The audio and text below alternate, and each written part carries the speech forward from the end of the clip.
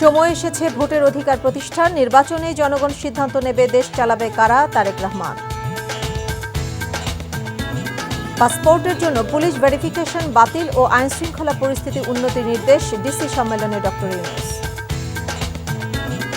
আত্মশুদ্ধি ও গুনাহ মাফের কামনায় আখেরি মোনাজাতের মধ্য দিয়ে শেষ হল বিশ্ব ইজতেমা।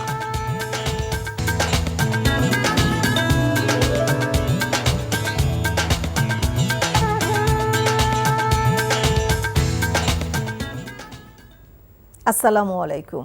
নাজনীন আহমেদ স্বাগত জানাচ্ছি এনটিভি দেশের খবরে। ক্রাউন সিমেন্ট শিরোনাম দেখছিলেন, এবারে পুরো খবর। বিএনপির ভারপ্রাপ্ত চেয়ারম্যান তারেক রহমান বলেছেন, সময় এসেছে ভোটের অধিকার প্রতিষ্ঠার। ভোটের মাধ্যমেই জনগণ সিদ্ধান্ত নেবে দেশের নেতৃত্ব দেবে কারা। জনগণের সমর্থন পেলে যে কোনো মূল্যে দেশ পুনর্গঠন করা হবে বলে প্রতিশ্রুতি পুনর্ব্যক্ত করেন তিনি। নড়াইল জেলা বিএনপির কাউন্সিলে এসব বলেন তারেক রহমান। মুনির চৌধুরীকে সাথে নিয়ে নড়াইল থেকে ইমরুল আহসানের রিপোর্ট, ছবি তুলেছেন ইউনুস আলী। ৮ বছর পর নড়াইল জেলা বিএনপির কাউন্সিল। এই উপলক্ষে চিত্রাপাড়ায় শহরে ছিল উৎসবের আমেজ। লন্ডন থেকে অনলাইনে যুক্ত হয়ে বিএনপির ভারপ্রাপ্ত চেয়ারম্যান বলেন, ফ্যাসিবাদী শাসনের বিরুদ্ধে আন্দোলনে যাদের ভূমিকা ছিল তাদের সুযোগ করে দিতেই তৃণমূলের প্রত্যক্ষ ভোটে নতুন নেতৃত্ব বাছাইয়ের প্রক্রিয়া হাতে নেওয়া হয়েছে। বিএনপির ১৫ বছরের আন্দোলনের ধারাবাহিকতায় ২৪শে ছাত্র জনতার গণ অভ্যুত্থান, এমন মন্তব্য করে তারেক রহমান বলেন, স্বৈরাচার পালিয়ে গেলেও রেখে গেছে ধ্বংসের চিহ্ন। আমরা দেখেছি কিভাবে বিগত ১৫ বছর পালিয়ে যাওয়া খুনি স্বৈরাচার দেশের প্রতিটি প্রতিষ্ঠানকে ধ্বংস করে দিয়ে গেছে। আমরা দেশের প্রতিটি মানুষ আজ আমরা এই ধ্বংসের ভুক্তভোগী।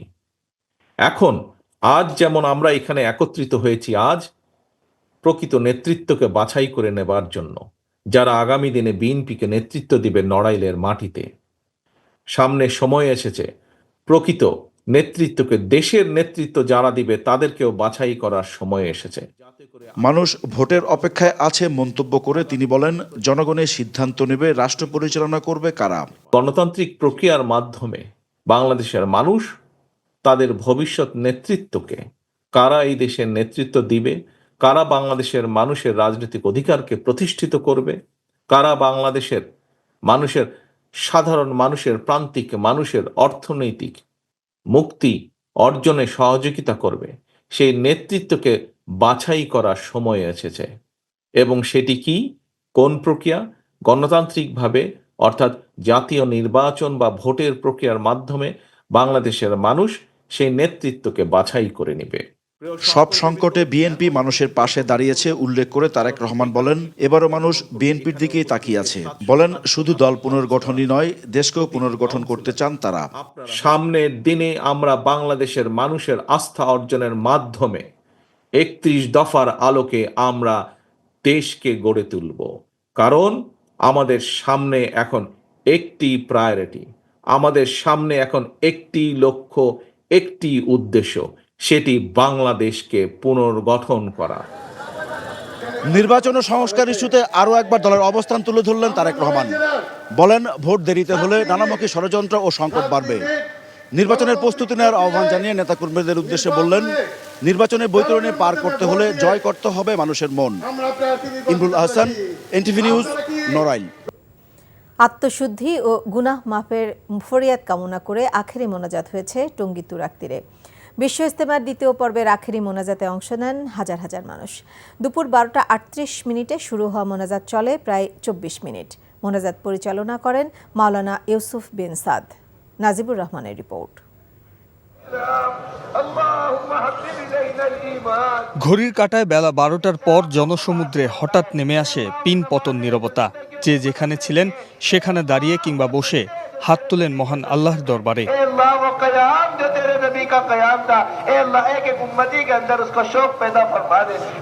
আমিন আল্লাহুম্মা আমিন ধ্বনিতে মধ্যাহ্নের আকাশ বাতাস মুখরিত করে মহামহিমের সন্তুষ্টি লাভের আশায় আকুতি জানান লাখ লাখ মুসল্লি।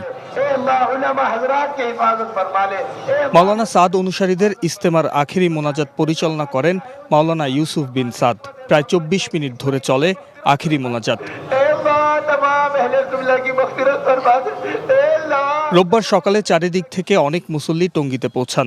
মোনাজাতের আগে ইজতেমা মাঠ কানায় কানায় পূর্ণ হয়ে মুসল্লিরা মাঠের আশেপাশের রাস্তা অলিগলিতে অবস্থান নেন। যে হাদিসের কথা বলে এই করে এগুলো আমরা শুনতাছি। আমরা শিখলাম দিনের পথে চলা ও মেহনতি করা। দাওয়াতের কাজের জিম্মাদারি আল্লাহ পাক দিয়েছেন, এই জিম্মাদারি আদায় করার জন্য এখানে আমরা আসছি। আত্মশুদ্ধি ও নিজ নিজ গুনাহ মাফের পাশাপাশি মুসলিম উম্মার শান্তি কামনায় প্রার্থনা করেন তারা।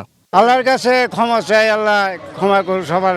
আল্লাহ তাআলা যেন সারা কায়নাতের উম্মতকে ক্ষমা করে দেন, এটাই আল্লাহর কাছে আমাদের চাওয়া ছিল। প্রত্যেক মুসলমান যেন দিন নিয়ে চলা সহজ হয়। দোয়া করলাম যে আল্লাহ তাআলা যেন সারা বিশ্বের মুসলমানকে হেদায়েত দিয়ে দেয়। আমরা আল্লাহর কাছে দোয়া করছি বিশ্ববাসীর জন্য, সমস্ত মুসলমান যাতে ভালো থাকে। এর মধ্য দিয়ে শেষ হলো এবারের 58তম বিশ্ব ইজতেমা। আগামী 18 ফেব্রুয়ারি প্রশাসনের কাছে মাঠ হস্তান্তর করবেন সাদ অনুসারীরা। Najibur Rahman, NTV news, Tongi, Gazipur. বান্দরবানের লামায় রাবার বাগানের 25 জন শ্রমিককে অপহরণ করেছে অস্ত্রধারীরা। শনিবার রাতে লামা উপজেলার ফাঁসিয়াখালী ইউনিয়নের মুরুংঝিরি এলাকায় কয়েকটি রাবার বাগানে অস্ত্রধারী সন্ত্রাসীরা হানা দেয়। এই সময় 4টি বাগান থেকে অস্ত্রের মুখে 25 জন শ্রমিককে অপহরণ করে নিয়ে যায় তারা। ঘটনার সত্যতা নিশ্চিত করেছেন লামা থানার ভারপ্রাপ্ত কর্মকর্তা শাহাদাত হোসেন। অপহৃতদের পরিচয় এখনও পাওয়া যায়নি। অপহৃতের উদ্ধারে অভিযানে নেমেছে যৌথ বাহিনী। তিস্তার পানি বন্টন চুক্তি ও মহাপরিকল্পনা বাস্তবায়নের দাবিতে জাগো বাহে তিস্তা বাঁচাই স্লোগানে আগামী 17 ও 18 ফেব্রুয়ারি কর্মসূচির ডাক দিয়েছে তিস্তা নদী রক্ষা আন্দোলন নামের একটি সংগঠন। ঘটনাস্থলে আছেন আমাদের senior correspondent AKM Moinul Haque. Moinul, কাল থেকে তো কর্মসূচি শুরু, তো নদী পাড়ে প্রস্তুতি কেমন দেখছেন?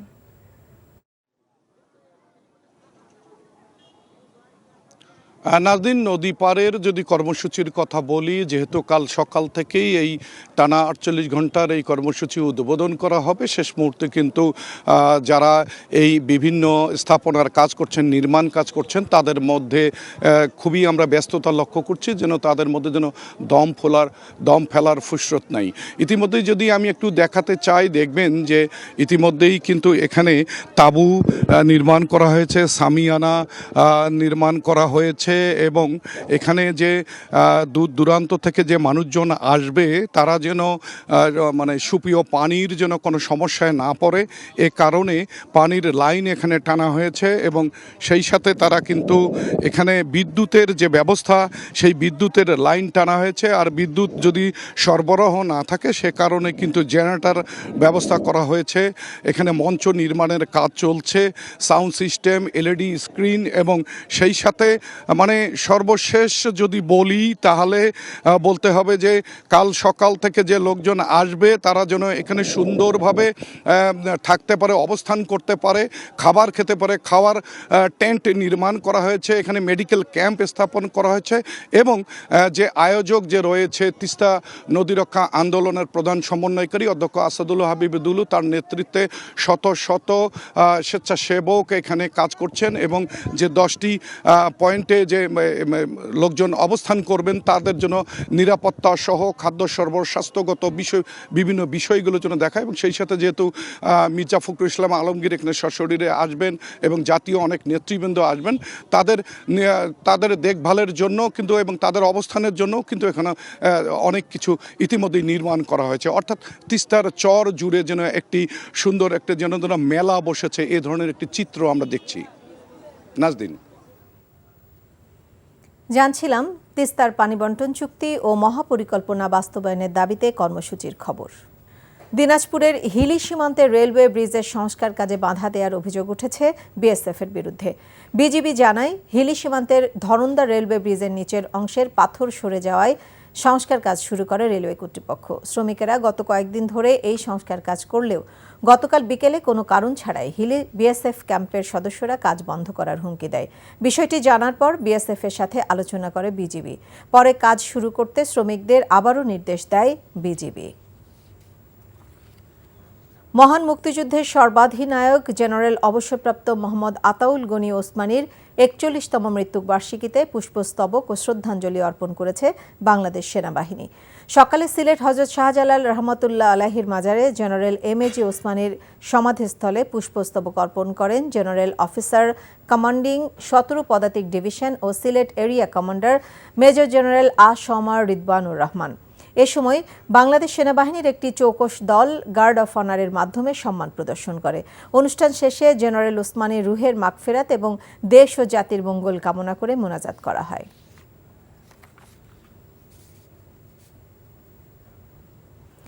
গ্রাহকদের আরও উন্নত ও ক্যাশলেস ব্যাংকিং সেবা প্রদানের লক্ষ্যে মার্কেন্টাইল ব্যাংকের digital banking platform MBL rainbow অ্যাপে আরও নতুন পরিষেবা যুক্ত হয়েছে। এমবিএল রেইনবো অ্যাপে গ্রাহকরা আরটিজিএস, এনপিএসবি দিয়ে তাৎক্ষণিকভাবে এবং বিইএফটিএন এর মাধ্যমে অন্য ব্যাংকে তহবিল স্থানান্তর করতে পারবেন।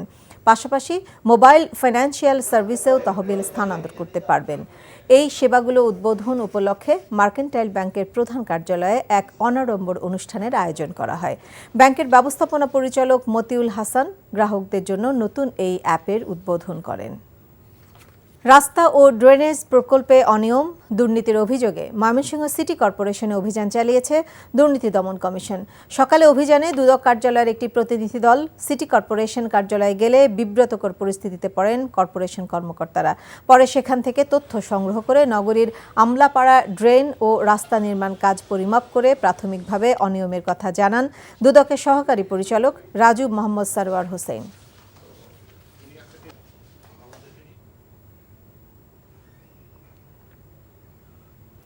চট্টগ্রামে জলাবদ্ধতা প্রকল্প সহ নানা প্রকল্পে অনিয়মের অভিযোগ করছেন city mayor doctor Shahadat Hossain. দুপুরে নগরীর লালখান বাজারের একটি কনভেনশন হলে চট্টগ্রামে কর্মরত টিভি রিপোর্টার্সের আয়োজিত উন্নত চট্টগ্রামের স্বপ্ন পরিকল্পনা থেকে বাস্তবায়ন শীর্ষক সেমিনারে এসব কথা বলেন তিনি। শাহাদাত হোসেন বলেন, অনিয়মের পাশাপাশি স্বজন প্রীতির কারণে সরকার বিপুল পরিমাণ রাজস্ব হারিয়েছে। কুমিল্লার গোমতী নদীতে মৎস্য শিকার উৎসব শুরু হয়েছে। সকালে কুমিল্লা সদর উপজেলা সীমান্তবর্তী কটকবাজার এলাকায় গোমতী নদীতে মাছ শিকার শুরু হয়। কনুই জাল, পোলো ও খালি হাতেই মাছ শিকার উৎসবে যোগ দেন জেলার বিভিন্ন এলাকা থেকে আসা শৌখিন মৎস্য শিকারীরা। মাছ শিকার শেষ হয় চাঁদপুর ব্রিজ এলাকায় গিয়ে।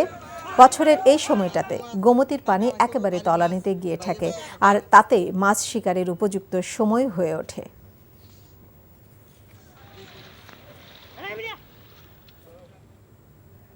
নারায়ণগঞ্জের মহিলা কলেজের অধ্যক্ষ আবুল কালাম আজাদের বদলির আদেশ প্রত্যাহারের দাবিতে ক্লাস পরীক্ষা বর্জন করে বিক্ষোভ করেছে শিক্ষার্থীরা।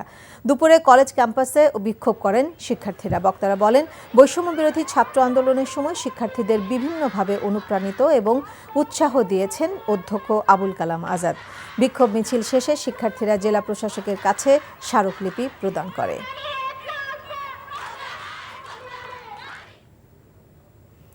কুষ্টিয়ার দৌলতপুরে 2 দিনব্যাপী গরিব ও অসহায় চক্ষু রোগীদের বিনামূল্যে চিকিৎসা সেবা প্রদান করা হচ্ছে।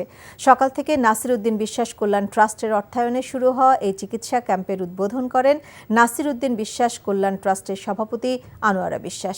2 দিনব্যাপী এই চিকিৎসা ক্যাম্পে প্রায় 3000 নারী পুরুষ চক্ষু রোগীকে বিনামূল্যে চিকিৎসা সেবা দেওয়া হবে। এদের মধ্যে অপারেশনের জন্য অন্তত 1500 রোগীকে খুলনা বিএনএসবি হাসপাতালে পাঠানো হবে। বান্দরবানে জাতীয় নাট্যোৎসব 2025 ঘিরে মঞ্চনাটক অনুষ্ঠিত হয়েছে। গত রাতে বান্দরবান ক্ষুদ্র নৃগোষ্ঠী সাংস্কৃতিক ইনস্টিটিউটে অডিটোরিয়ামে 20 জন তরুণ নাট্যশিল্পীদের অংশগ্রহণে মঞ্চায়িত হয় মঞ্চনাটক চাইং জা খ্রাং। এই নাটকে পাহাড়ি বাঙালি ভেদাভেদ ভুলে সবাই বাংলাদেশি অভিনয়ের তর্কে এবং নাচ গানের তালে নাট্যশিল্পীরা বিষয়টি সুন্দরভাবে ফুটিয়ে তুলেছে। অনুষ্ঠানে প্রধান অতিথি ছিলেন বান্দরবান পার্বত্য জেলা পরিষদের সদস্য নাসিরউদ্দিন।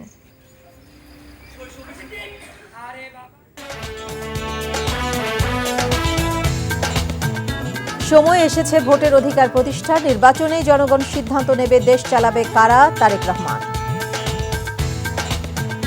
পাসপোর্টের জন্য পুলিশ ভেরিফিকেশন বাতিল এবং আইন শৃঙ্খলা পরিস্থিতি উন্নতির নির্দেশ ডিসি সম্মেলনে ডক্টর ইউনূস। আত্মশুদ্ধি ও গুনাহ মাফের কামনায় আখেরি মোনাজাতের মধ্য দিয়ে শেষ হলো বিশ্ব ইজতেমা।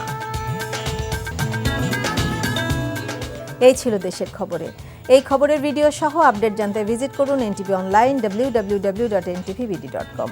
এছাড়াও এনটিভি জনপ্রিয় সব অনুষ্ঠান ও খবরের আপডেট জানতে ভিজিট করুন আমাদের ইউটিউব ও ভেরিফাইড ফেসবুক পেজ। 6টায় ইভিনিং নিউজ দেখার আমন্ত্রণ রইল। সবাইকে ধন্যবাদ।